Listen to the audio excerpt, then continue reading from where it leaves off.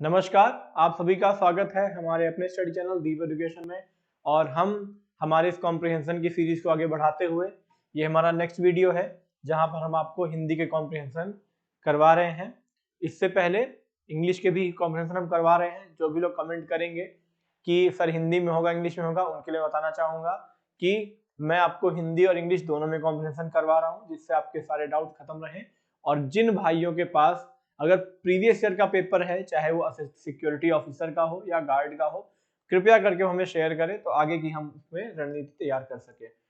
तो चलते हैं बिना टाइम वेस्ट करते हुए हमारे पैरा पे। उससे पहले जो लोग नए हैं कृपया करके चैनल को सब्सक्राइब करें और वीडियो को शेयर करें, लाइक करें।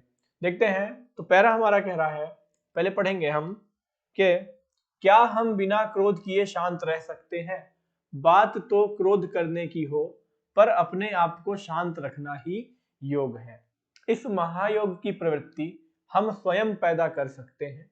महत्वपूर्ण है कि हम एकांत में बैठे आस्था रखें कि हाँ, मुझे शांत रहना है, मुझे किसी भी परिस्थिति में उत्तेजित नहीं होना है। देखिए जो कुछ वर्ड्स हैं मैं इन्हें अंडरलाइन करते चलूंगा जो मुझे लगेंगे कि ये जरूरी है और मैं ऐसा कर सकता हूं।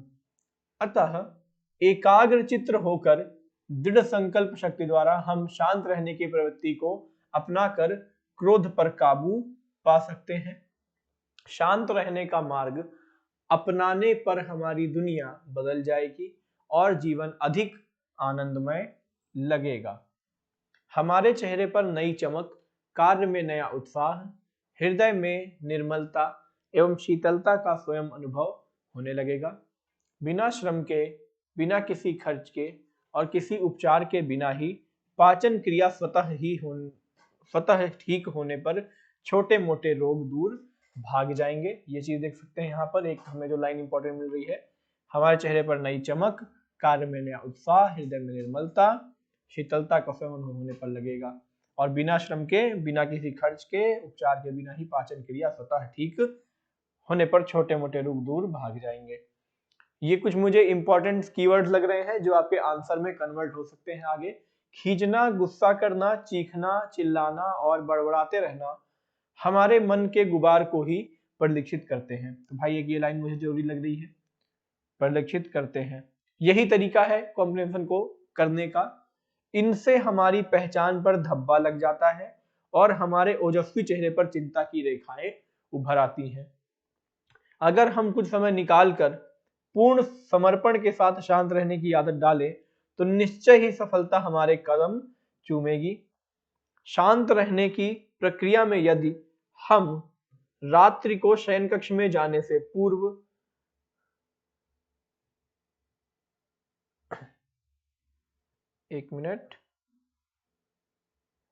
पूर्व अपनी व्यक्तिगत दैनंदिनी यानी डायरी में कुछ दिन भर की वे घटनाएं लिखते रहें जब हम शांत नहीं रह सके, कुछ दिनों बाद वही दैनंदिनी पढ़ने पर आप अपनी तब की कमजोरी पर स्वयं हंस पड़ेंगे।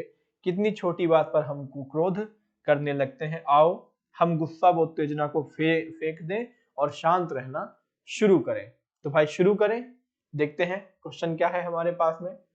पहले हम यहाँ पे आ जाते हैं, हमारा पहला पैराग्राफ की लाइन। क्वेश्चन है हमारे पास में पहला कि उपर्युक्त गद्यांश का सही शीर्षक है। उपर्युक्त गद्यांश का सही शीर्षक है क्या है?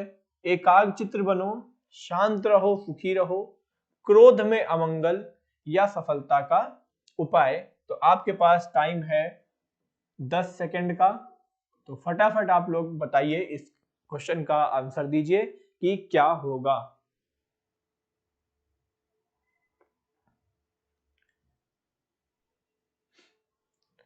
देखिए यहां पर अगर बात की जाए तो शीर्षक होगा, सफलता के बारे में नहीं कहा गया है, ना ही क्रोध में अमंगल को बताया गया है और एकाग्र चित्र के लिए भी नहीं कहा गया है, शांत रहने के लिए बताया गया है।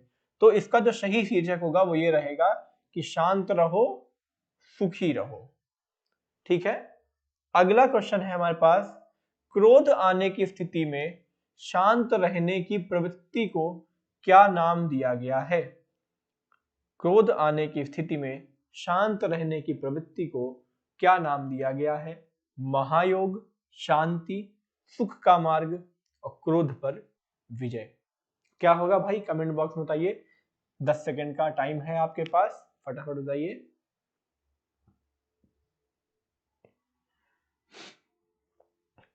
हमने भी पैरा में पढ़ा, मैं अगर आपको पीछे दिखाऊं यहां पर, तो कह रहा है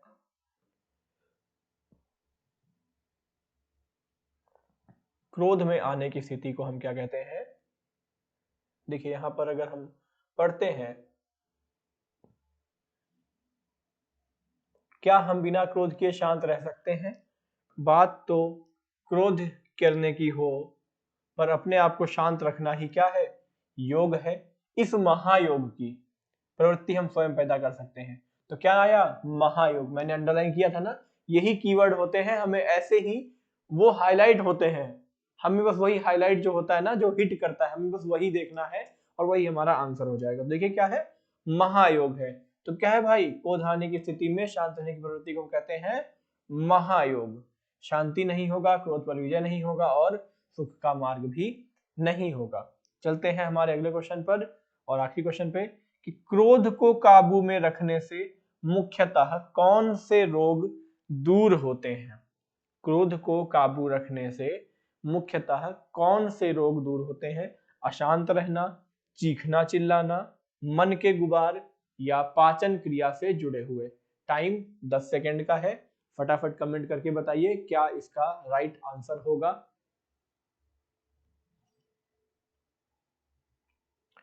देखिए जो इस पैरा की सबसे आखिरी लाइन थी, हमने पढ़ी थी, हमें याद रह गई। देखते हैं यहाँ पे क्या लिखा है।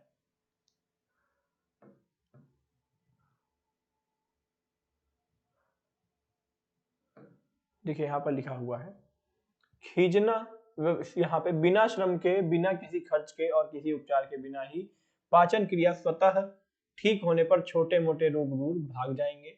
खींचना, गुस्सा करना, चीखना चिल्लाना और बड़बड़ाते रहना हमारे मन के गुबार को ही परिलक्षित करते हैं। इनसे हमारी पहचान पर धब्बा लग जाता है और हमारे ओजस्वी चेहरे पर चिंता की रेखाएं उभर आती हैं। अगर हम कुछ समय निकालकर पूर्ण समर्पण के साथ शांत रहने की आदत डालें तो निश्चय सफलता हमारे कदम को चूमेगी। शांत रहने की प्रक्रिया में यदि हम रात्रि को शयन कक्ष में जाने से पूर्व अपनी व्यक्तिगत डायरी में दिन भर की घटनाएं लिखते रहें। जब हम शांत नहीं रह सके, कुछ दिनों बाद पढ़ने पर आप अपनी तब की कमजोरी पर स्वयं ही हंस पड़ेंगे। कितनी छोटी बात पर हम क्रोध करने लगते हैं। आओ हम गुस्सा उत्तेजना को फेंक दें और शांत रहना शुरू करें। तो देखिए, हम बीमारियों की अगर बात की गई है, कौन सी बीमारी है, अशांत रहने की काबू रोग नहीं दूर बताया गया है, चीखना चिल्लाने भी नहीं बताया गया है, ये सब मन के गुबार थे। क्या था, तो जो रोग की बात की गई थी वो की गई थी कि पाचन क्रिया से जुड़े, है ना। ऑप्शन डी, देखिए यहाँ पे कहीं लिखा होगा पाचन क्रिया से जुड़े, क्योंकि हमने पढ़ा था, ये देखिए यहाँ पर ये लिखा है कि बिना श्रम के, बिना किसी खर्च के, किसी उपचार के बिना पाचन क्रिया स्वतः ही ठीक हो जाएगी। तो हमारा ऑप्शन नंबर क्या हो जाएगा, ऑप्शन डी या हमारा ऑप्शन 4 करेक्ट आंसर ये हो जाएगा।